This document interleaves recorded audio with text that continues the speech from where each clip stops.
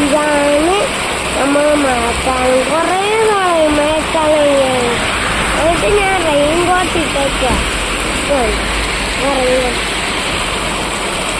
പിന്നെ അപ്പ എന്തോ കട്ടുറുമ്പെന്നെ പിടിക്കാന്ന് പറഞ്ഞിട്ട് എവിടെയോ പോയി.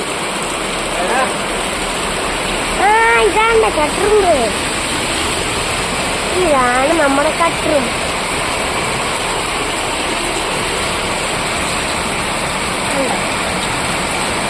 അപ്പയുടെ കയ്യിലൊക്കെ കടിക്കാൻ പറ്റും. ഇത് നമ്മുടെ കട്ടുറുമ്പ്.